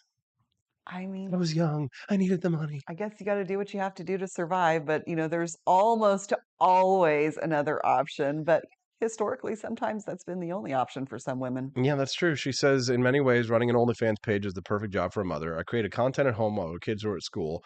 I could take off time when I needed it. I was able to pick up my children after school instead of forcing them into some daycare program. If they were sick, I could stay home with them. I even had enough free time to volunteer in their classroom. The money I earned helped our lives immensely. She says, I think the vast majority of moms with OnlyFans are like me, doing this to better their kids' lives, but it's a challenging way to support your children because of stereotypes and stigma. OnlyFans, is it better or worse than being a stripper? Oh. Isn't that a good question? What? Is it different? Yeah, because if you're a stripper, then only the people who are in the strip club can see you. If you're on OnlyFans, then the world can see you. So I don't know how old her kids are, but I did notice that she said that she became concerned about about her son who's in high school. Mm. And I'm just saying that, if you have kids in their school age and, you could, and especially if one is in high school, you could probably go get a different kind of job. You say that, but yeah, and I agree with you. But Jamie Marie Pope says that she tried to talk her husband into doing the foot fetish page to fund her campaign. Jamie? Sadly, although he did buy dinosaur toe puppets, he never actually made it happen. I got dinosaur toes myself, actually. Well, you better be careful, Jamie Marie, because, conservative Louisiana, that might not go over too well. Yeah, I wouldn't think so. Boy, Louisiana is a different state. Suddenly we start talking about sex and OnlyFans, and the view count sure jumped. Nice to see. Good morning, everyone. We're talking about OnlyFans. So I guess stripper versus OnlyFans. Take your vote. Everybody vote in the chat. Stripper versus OnlyFans. Which is worse? Well, stripper is probably less risky, I guess, when you put it in terms of, where it goes. Right, but you have to go out of the house. You may not necessarily be able to take care of your kids. There are some benefits to OnlyFans, right? But here's the thing. So now here she continues on. The mother says that the risks began to outweigh the benefits. She says she didn't make content when the kids were home, and she didn't speak or stream with her subscribers. She kept the life a secret from everyone, especially her kids. She said that nobody would ever find out about the page. Besides, her videos and photos were paywalled, but then the leaks started. Content was stolen and uploaded to free sites for anyone to see, which of course happens. Moms were getting doxxed and lost their day jobs and even custody of their kids in some cases. Wow.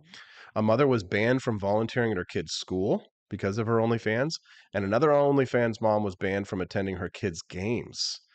That seems to be too much. There was a story that we did, and I can't remember all of the details now, a couple of years ago when you were on radio that was similar along these lines. But, she's making a lot of money, but then it got out in the school and like the dads. Oh, yeah. Remember that? It was the moms at the school whose dads were like, yo, and they were like, we can't have our husbands getting turned on. So, they might want to have sex with us more than once a year. It became a whole thing. And I mean, I want to say that they got kicked out of the school, but I can't remember what the details were, but yeah. CH over in the live stream, who's a new friend we haven't seen before. Nice to see you, CH. Oh, that might be Chris. That might be your buddy, Chris. He says, I can book you a great guest. She used to strip till COVID, now making more than ever from home 3 days a week. Hell yeah. Just remember, Booker, baby. Is this still a family show? Well, it is. I would say it's a PG-13 show, Okay, all right, 13 fair. and up, right? So the content does get a little blue sometimes, a tad bit body, and usually I try and. Body is such a great word. I love the word body. It's very Calvin Coolidge-esque, right? This is not BODY, by the way, people. Right. And speaking of Calvin Coolidge, by the way, did you get your copy of the book yet? No, it was scheduled to come Friday, but then I got a notice yesterday that it'll be there today. Oh, So when I get home tomorrow night, it will be there. So Steffi and I got our copy yesterday, and it's awesome. It looks great. So I might have to bring it. I'll try to remember to bring it back with me Saturday so that we can get an autograph. Yeah, I gotta like buy. I'm gonna buy some gold and silver markers that I can use to autograph them with. But Steffi and I are super excited. Our very first book. My whole life I've wanted to publish a book, and I always thought I would write some high-minded, kind of thing. But at the end of the day, I said to myself, let's just do this, and we wouldn't have been able to do it if it weren't for artificial Right. intelligence. Yeah. We couldn't have afforded to hire an artist for thousands of dollars to make the kind of pictures that we want. And so, Steffi put together the script, the text, the written text, and we did use ChatGPT to kind of generate some of it, but we had to like double, triple check Oh because yeah. some of the stuff was not true. And at the end of the day, we were like, damn, we just need to write this ourselves Mm. because it's just, what we could come up with was way better than what AI did. And so, but when it came to the art for Calvin, it's good. It's real good. And there's little like things here and there that you could kind of nitpick at and stuff, but we're talking about 2 to 8 year olds. So there really just aren't many Calvin Cool books, children's books for Calvin Coolidge. And the thing is that typically people who are of our mindset, they're not like you and I. They're very dry, right? Right. They don't wear pink shirts and talk about OnlyFans, right? They're nerds who write economics and history books. So this is a way to sort of, I don't know, to add some color Right. to a viewpoint that I think is underrepresented in our society. Well, and I think that's something that jumped out to me about it is because I have a hard time getting rid of books, Mhm. and I have daughters, and so I still have bookshelves full of children's books. I've tried to weed them out and keep the ones that I would want to maybe like keep for keepsakes or Mhm. pass on. Mhm. But most of the ones, and since I've also homeschooled, I have a lot of educational material too. Most of the books about presidents or history or things like that they're just kind of really dry. They're not very visually interesting for the Mhm. most part. So something like this, I think, is different, and I think it will be attention getting, and Mhm. people will like it, and especially something that's for younger children too. Yeah, yeah, and adults, because the whole concept of the book is how do you be a boss without being bossy? Hmm. The idea is because of history, we always judge great presidents and great leaders by what wars they oversaw, Right. or how many laws they managed to get signed into, bills they managed to get signed into law and all this. But Calvin Coolidge was different, right? He used the veto power. He minded his own business. He wasn't all about the spotlight, kind of the opposite of pretty much any president that we see today. And he also balanced the budget, and he cut spending, and he cut taxes, and he did the things that people nowadays just would be gobsmacked, right? The most conservative president that we've had, and I guess it's 100 years since it's 120. Let's see, 2023, the Roaring Twenties. Mm.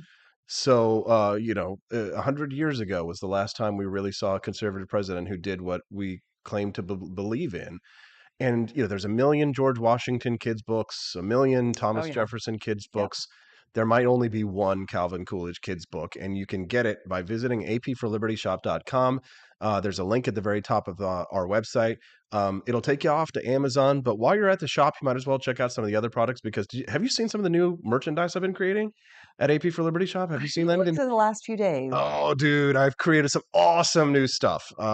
So Old Man Liberty is what we call him. Okay, I did see some of that on social media, I think. Yeah, yeah, with the new synthwave style, that's all Okay. the Wake Up America show stuff. Phone cases, T-shirts, we got, taxation smells like theft candles. So while you're there, checking out the Calvin the Coolest President, it's going to take you off to Amazon to get the book. But check out some of the other items that we have there at apforlibertyshop.com because we really have been working hard on building out our merchandise and making it so much better. Allie O'Neill says the Tuttle Twins history book is very fun and interesting too. Yeah, a lot of cool children's books for our belief systems I coming out. bought the Tuttle Twins series even when they were my daughters were really probably a little too old for them, but I think Mhm. they've got a series that they put out for teens too. And this is what we've been talking about. This is what conservatives and libertarians need to be doing is getting into the arena of publishing and arts and books and Mhm. all of those kinds of things because especially for Yeah, children, yeah, for sure. thinking about, that video about the 1619 project. Holy cow. I know. A kid looks at that and they think, "Oh, that sounds neat, That's it's cool. entertaining, Yeah, whatever." America's a And it's like, racist it's nation. going into their brains and they don't even realize it. So we need to be countering that. Yeah, for sure. And so definitely check that out. Get your copy at apforlibertyshop.com. Click on the link. It'll take you over to Amazon. You can get a paperback or you can get it in Kindle. Highly recommend that you check it out today. John Knox over in the live stream says, he's quoting Ronald Reagan, a nation that cannot control its borders is not a nation. Was that before or after he gave amnesty to millions of illegal immigrants?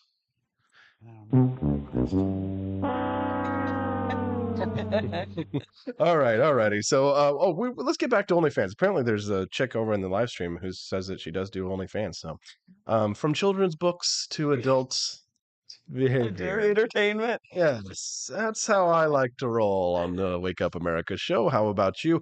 I saw a lot of people saying that being a stripper was worse than being on OnlyFans. So, yeah, really tough to segue there, but In one way though, if it's a strip club, like it's in your community. Right. So those are people that you may actually you might not run get, into. you probably won't get blackballed from showing up at your kid's soccer practice like these are. I mean, isn't it amazing though how much like people like we like despise and denigrate and cast out people from our society that do something like that? Because here's the thing, it's not like there's no demand. The women are providing the supply, but Oh, we don't it's absolutely hypocritical. And based this on is- there's a eh, demand for it. This goes back to the double standard between men and women. You can talk Yes. about what men want and what women want all Yes. day long. If a woman does it, she's looked down on. But if a man does it, it's totally different. Well, conservatives are meant to be that way, but doesn't want to marry one.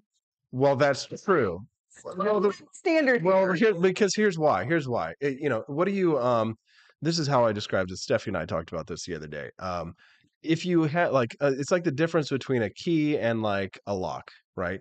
If you have a key that opens up many different types of locks, what kind of key? What do they call them? What kind of key is that? What do you call that? There's a name for that. What? A skeleton key, but there's also another word for it. The slave has a master. Right, a master Okay, key. yeah. Right. So a key that but you're on the right track, right? So a key that opens up many different types of lock is called a master key. What do you call a lock that is opened up by many different types of keys?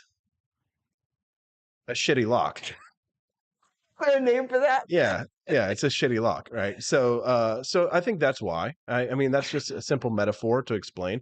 But women are supposed to be virtuous and promiscuous, and not promiscuous, and hold themselves back. Right? They are. You're supposed to, because you have so much more invested in the reproductive process than men. Sure. Some double standards exist for a reason, and one of the reasons why female promiscuity is not as acceptable as male promiscuity is because the consequences of female promiscuity are much higher than the consequences of male promiscuity. Yes. Right. And so, venereal disease, call it whatever you will, but we're really getting dirty here today. But Monkeypox. Monkeypox, right? Things like that can really do a lot of damage to a woman's biology and harm her potential future procreative possibilities. So that's why that double standard exists. And if that double standard exists, then we can also acknowledge that on the other side, the double standard is that for that same reason, men are disposable. Men are considered disposable by conservatives. Men are considered disposable by progressives, and they're considered disposable for different reasons. Right. People were really upset the other day when I suggested, screw women and children first in the Titanic. It's not the end of civilization, right? It's so, why are your women and children more valuable than my, 22-year-old son who's on the Titanic? Why should he die and all that? And like, well, it's because at the end of the day, I think what conservatives do in adopting their Victorian male disposability attitudes is they offer up their sons and boys as child sacrifices to the progressive girl bosses who take their jobs and their scholarships in society. I understand this is a concept that's not popular, but the problem is this: both progressives and conservatives, all they do all day long is bemoan the plight of the American male. Right? The conservatives complain about the effeminization of men, and progressive girl bosses also, quietly complain about the effeminization of men, right? Because what do when they marry a man who makes less money than them? They divorce them, correct? Well, they publicly complain about, the toxic masculinity, but then they also complain about not being able to find good men. Mm-hmm. Right. CH is over there saying, "Grow up, Austin." I don't know what he's talking about. Refuse. I refuse. I feel very certain that if Austin was on the Titanic, that he would put Stephanie in the lifeboat. Of course I would. Well, I would here's the thing. But people misinterpreted that as saying that I wouldn't protect the women and children in my life, right? But I also need my life to protect my women and children.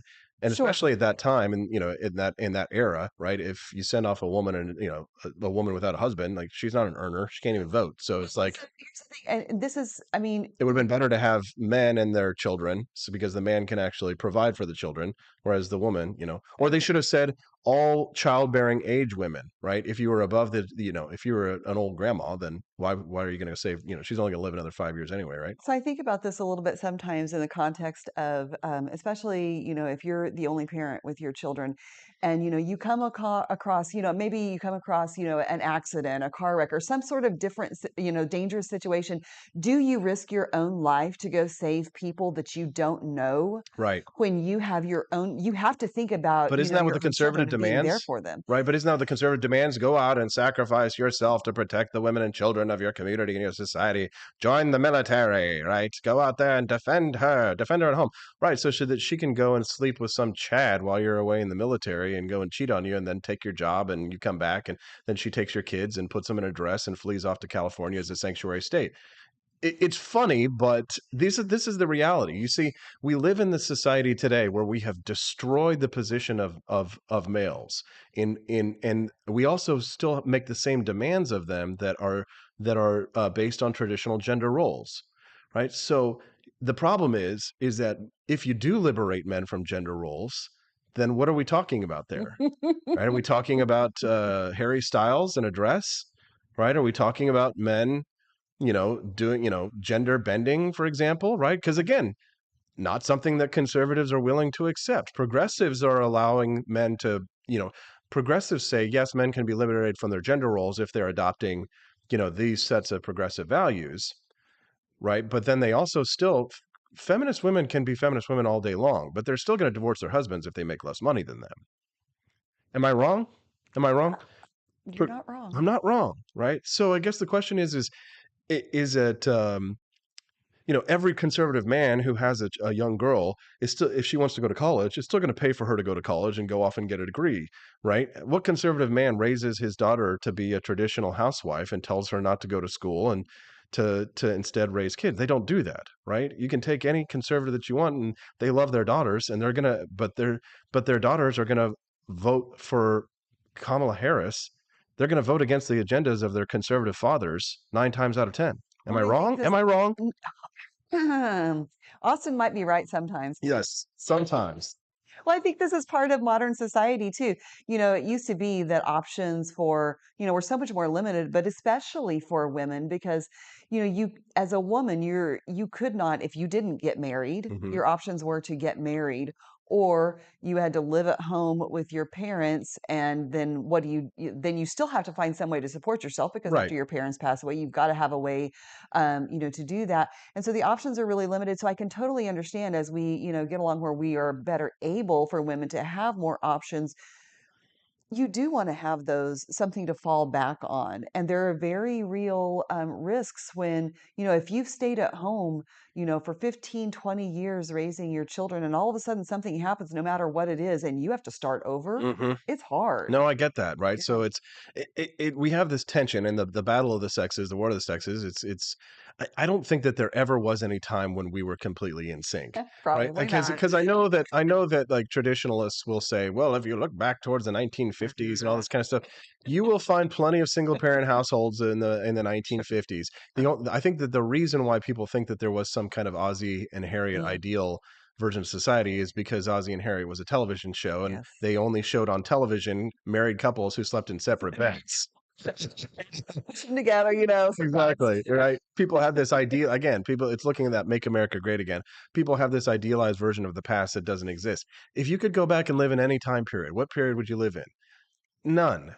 To keep me here with my penicillin and my work from home, Wake Up America show, digital technology, 5G internet phone, magical Harry Potter wand phone, and my chocolate on demand, my Netflix. Keep me right here. Enjoy all of the good things about those previous eras. We've got the music, we've got the art. We have I miss access men to wearing all nice this. hats. Yes. Yes, I miss men wearing hats. But you could go get a hat and wear it. Yes, exactly. But you could go get a hat and wear it. Exactly. So it's unfortunate because when in terms of the double standards for society is that I feel as if the mainstream political views are all making the same complaints about men, but neither one of them are willing to address the double standards. No, I think that because even if you bringing up the double standards that exist is offensive, right? To the conservative, if you suggest that gender bending might be, an example of men being liberated from their worldviews, well, the conservative wants to keep the male in that box, right? And the progressive wants to allow them to be free of certain gender roles, right? Which are those traditional masculine gender roles. They don't want them to adhere to any kind of a conservative worldview of a masculine gender role, right? As long as you put on a dress, right, it's fine. But you can be the most progressive feminist ever, but you still want the man to pay on the first date, right? Right? You still want the man to make more money for you. You still want him to adhere to conservative values that benefit you. So, this is why I say, that society or equality for women in American society would be a step down, right? You don't want to have to go work in a factory, do you, Camellia? You don't want to go work on an oil rig, do you? You don't want to go and have workplace fatalities at not, like 78% of workplace fatalities. You don't want it to be 50-50 male and female workplace fatalities, do you? Right? Nobody ever advocates for equality in workplace fatalities. You don't see progressive feminists trying to incorporate more females into the construction industry, for example, right? That's true. Okay. Am I right? Just say it right, for God's sakes. Give me the pause here. Austin is right. Austin is right. Thank you. Thank you. So I guess all of this leads back to the question of, what do you look for in a man? Oh, this does not all lead back to that question. Of course it does. It always does. Because, again, you're traditional in some ways, but non-traditional in others. You're an earner, right? You provide, right? You fulfill the role of the man in your household. What role could a man possibly fulfill in your life, Camellia?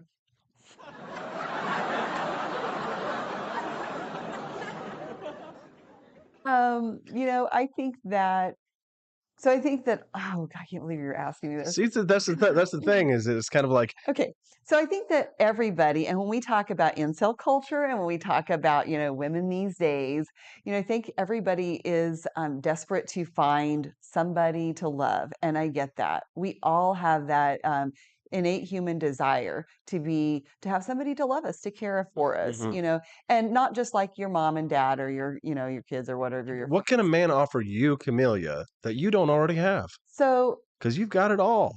You know what I mean? You do it all and you've got it all. I don't have it all. I mean, the thing is that yes, I'm working, but that comes at the price of, difficulty.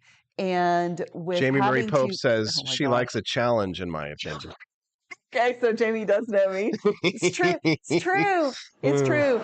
But there is that. There's being able to share those responsibilities of life with someone. I think that's a big deal. But in other ways too, you also, Jamie's right. She's right. You want to be challenged. I do like a challenge. You want somebody who can put you in your place. Well, those are two different things. Nah. But yeah, they're not. But that is also true. Don't give me a doormat. Like I like a challenge, but I don't want somebody to just roll over and agree with everything I say. But what if they were like massive IQ and they could just dominate you at every turn, and you were always on your back foot and you never knew what was coming next? Bring it. Come on.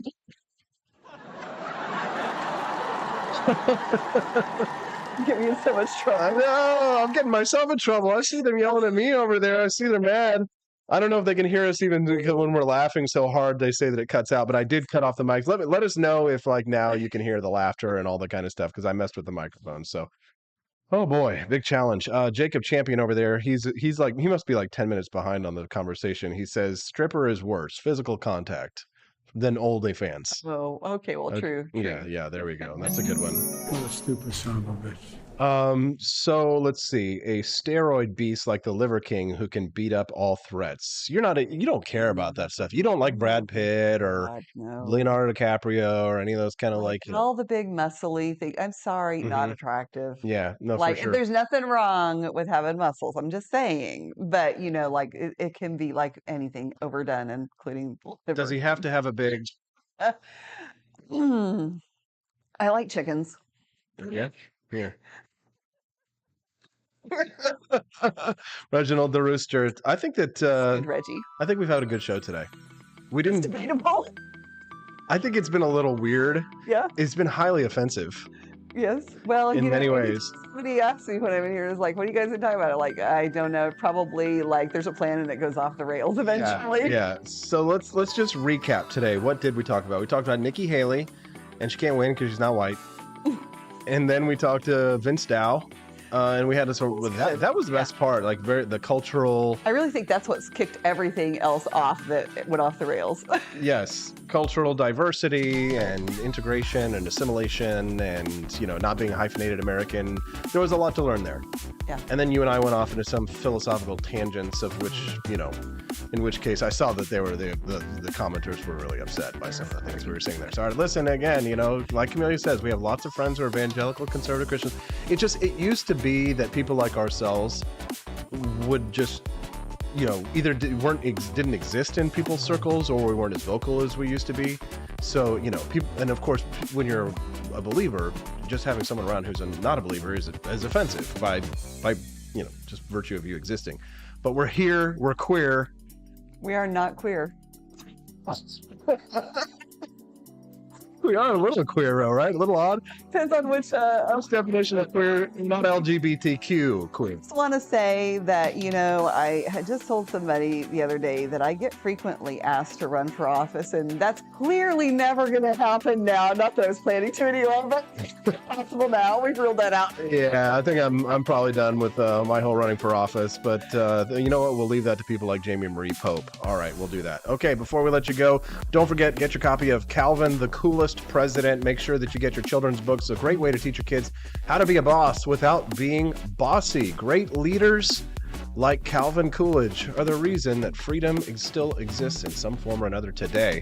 Check it out at many fine bookstores. Actually, just Amazon.com. It's not going to be at your local bookstore. Self-published.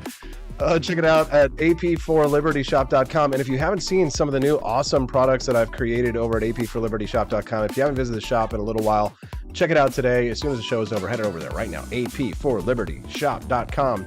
Check out Old Man Liberty designs. Check out my new Murray Rothbard, The State is a Gang of Thieves writ large sweatshirt. We're going to continue. Just writ large. Writ large, I love that. Writ large is good. I'm going to use that one. I don't care if it's pretentious. The State is a Gang of Thieves writ large Murray Rothbard shirt. It's awesome sweatshirt. We'll continue to add new products and designs. If you're not shopping at the AP for Liberty shop, are you really a member of the Cantina crew? For God's sakes. Camelia, say goodbye. Goodbye. Wave around Happy that. Thursday. Wave your cock around. There it is. All right, we'll see you tomorrow. Happy Friday. We'll see you tomorrow on Family Friday on the Wake Up America show at wakeupamericashow.com. I'm Donald Trump, and I...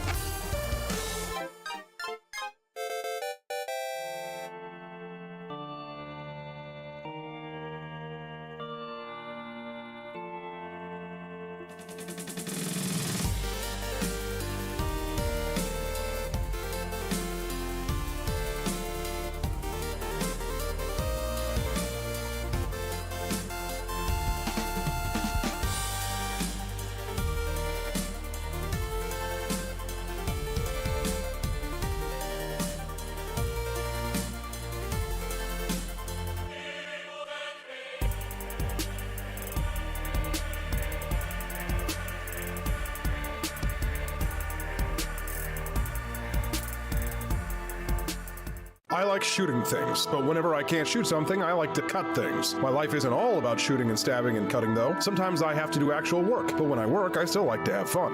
And there's nothing less fun than trying to cut with a crappy knife. Thankfully, from the ancient sect of Christian knights, who also loved cutting and stabbing, comes a new implement that has received my personal blessing, the Templar knife.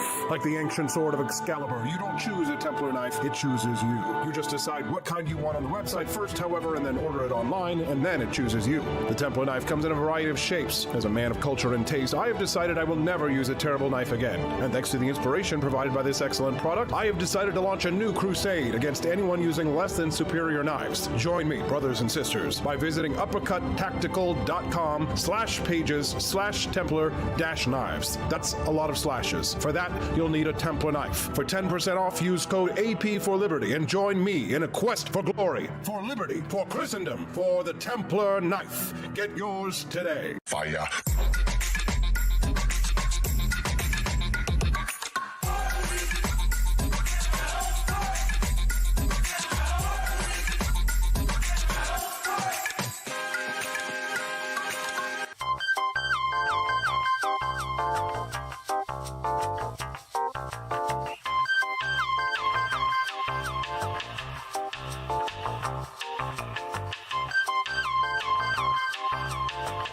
Hello, this is Barack Obama, and let me tell you why Austin Petersen stinks, and you should never pay attention to anything that he has to say. First of all, he's a libertarian, and we all know libertarians are idiots. They don't realize how important government is to everything that we do. I recently became aware that Austin has opened up a libertarian shop at apforlibertyshop.com. Now, I'm asking you as a personal favor to me that you never ever visit apforlibertyshop.com. With all of the great Liberty merchandise there, the last thing that we need to do is to get people spreading this message around the country, because then they might start thinking that they don't need government. And that's the last thing that good Democrats like us want. So if you love democracy, like me, and hate freedom, then don't visit AP for Liberty Shop. Like I said, whatever you do, do not visit apforlibertyshop.com. I'm Barack Obama, and I approve this message.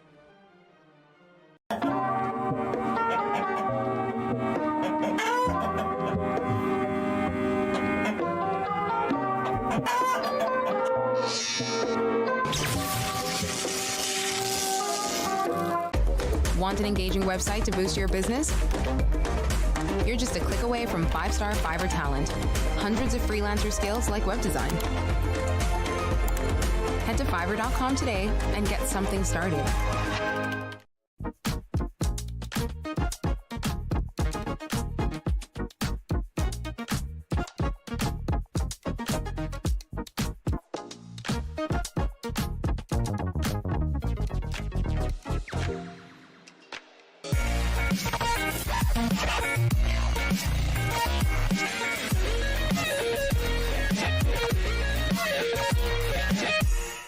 When I was in foster care, I never knew when I would have to move, so I always had my suitcase ready to go.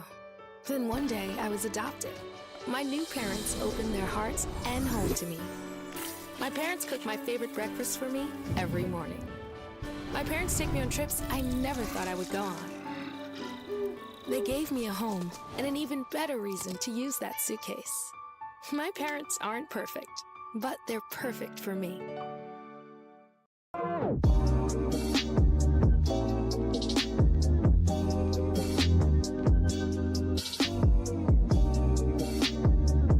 I would remind you that extremism in the defense of liberty is no vice. It is better to settle these matters in the courts than on the streets, and new laws are needed at every level. But law alone cannot make men see right.